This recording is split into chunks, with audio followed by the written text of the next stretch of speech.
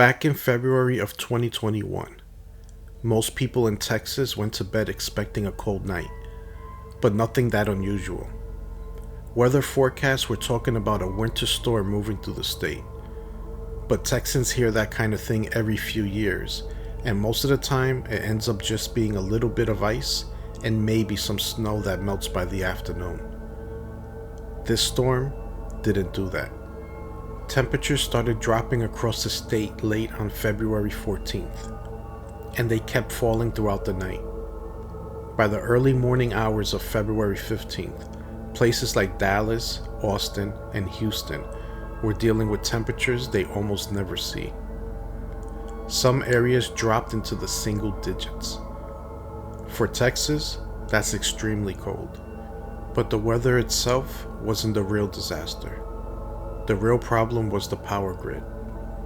Texas runs most of its electricity through a system operated by Electric Reliability Council of Texas, usually just called ERCOT. That system worked fine for most of the time, but it wasn't designed to handle that kind of cold hitting the entire state all at once.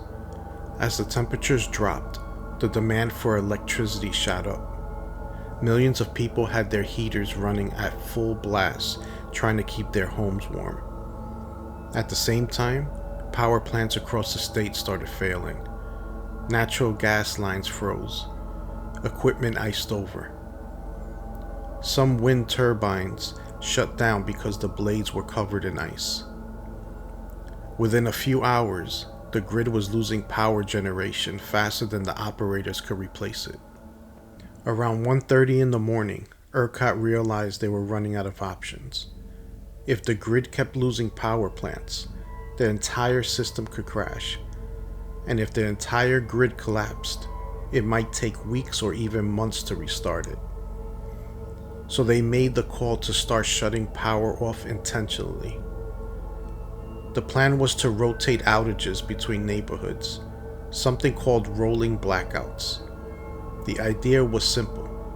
Turn off power in one area for about 30 minutes, then switch it to another area so everyone shares the inconvenience. That's how it was supposed to work. But the situation got worse faster than anyone expected. Instead of short outages rotating between neighborhoods, entire areas went dark and stayed that way. Millions of homes lost electricity at the same time. One man outside Austin described the moment it happened in his neighborhood. He said he woke up because the heater stopped running. At first, he thought the house had simply reached the temperature set on the thermostat. But then he noticed something else. It was quiet. Too quiet. No refrigerator humming. No air vents moving air. No light from the alarm clock on the nightstand. He got up, flipped the light switch, and nothing happened. When he looked outside, the entire street was dark.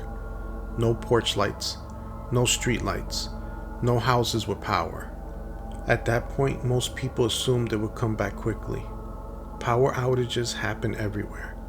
Usually they last a couple hours at most. But as the night went on, the temperatures inside the houses started dropping. Homes in Texas are built to handle the heat, not deep freezes. Insulation is lighter than what you see in northern states. Many houses rely entirely on electric heating systems. Once the power went out, those homes started losing heat fast. By morning, some houses had dropped from around 70 degrees to the mid-40s. People woke up wearing coats inside their homes. Across the state, millions of Texans were dealing with the same exact situation. Phones became the only way people could figure out what was happening. Social media filled the photos of snow-covered neighborhoods and dark streets, but cell networks started slowing down quickly because everyone was trying to get information at the same time. News reports eventually confirmed the scale of the problem. More than 4 million homes had lost electricity. The entire power grid was in emergency condition. and the storm wasn't over yet. For many people, the next problem showed up by midday. Water. Water systems rely on electricity to move and treat water. Pumps push water through pipes and filtration systems and cleans it before it reaches the home. Without electricity, those systems begin to fail. Cities across Texas started issuing boil water notices, warning residents that the water coming out of their taps might not be safe to drink. But boiling water requires a heat source, and many homes didn't have gas stoves. They had electric ones, which didn't work anymore. People started filling containers with whatever water they could before the pressure dropped. Some filled bathtubs. Others melted snow. Meanwhile, the temperature outside stayed below freezing. Inside homes, the cold kept getting worse. One family in Houston said that their house dropped to about 40 degrees overnight. They moved their kids into a one-bedroom and piled blankets together to trap as much warmth as possible. People wore winter coats, gloves, and hats indoors. Some families slept inside closets because smaller spaces stayed warmer. The next major problem hit soon after. Pipes started freezing. Water expands when it freezes. Inside walls across Texas, pipes were turning into solid blocks of ice. Eventually, the pressure split those pipes open. At first, nobody noticed. Then, when temperatures started rising or water systems came back online, the ice melted and the water began pouring into houses. Ceilings collapsed. Walls flooded. Entire homes were destroyed by water damage. Insurance companies later estimated billions of dollars in property damage from frozen pipes alone. Outside homes, grocery stores were dealing with their own crisis. Without electricity, refrigeration stopped working. Freezers started warming up. Food begins to spoil. At the same time, people were rushing to stores trying to buy everything they could to eat without cooking. Bread disappeared first, then canned goods, then bottled water. Many stores were cleaned out within hours. Gas stations weren't much better. Fuel pumps require electricity to operate. No power means no gasoline. Long lines formed at a few stations that still had generators running. Some people waited hours in freezing temperatures hoping to get fuel. Hospitals had backup generators, but even those systems weren't perfect. One hospital near San Antonio had to evacuate patients when frozen pipes shut down parts of the building's water system. Doctors and nurses were carrying patients through dark hallways using flashlights. Ambulances lined up outside the building, waiting to transport patients to other hospitals. By the second night, the situation had become dangerous for many families. Temperatures were still below freezing. Homes had no heat. Some people tried using charcoal grills indoors just to stay warm. Others ran cars inside garages to produce heat. Both of those methods produced carbon monoxide. Emergency rooms began seeing people suffering from carbon monoxide poisoning. Several deaths were linked directly to people trying to stay warm inside their home. The hardest part for many residents wasn't just the cold. It was the uncertainty. Phones were dying. Internet connections were gone. Information was limited.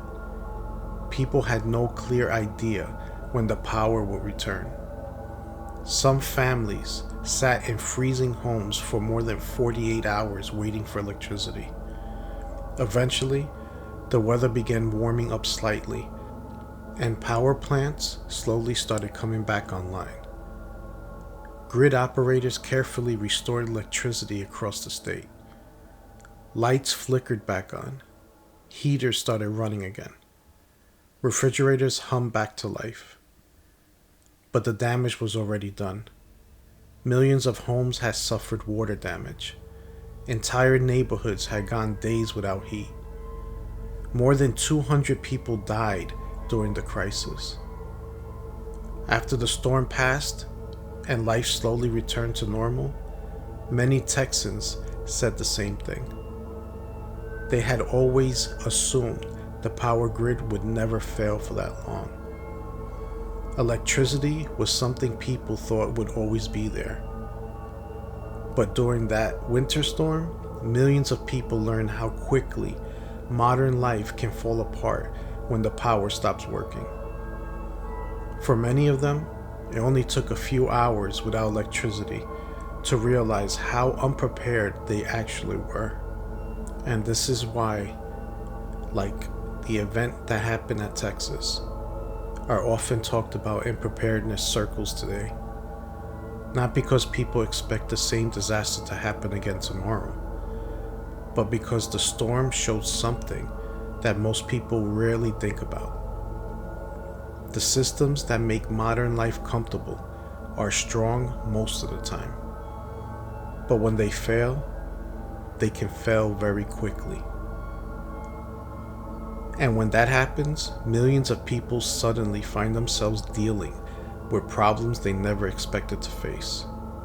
Cold houses, empty grocery stores, no fuel, no water, all within the span of a single winter storm.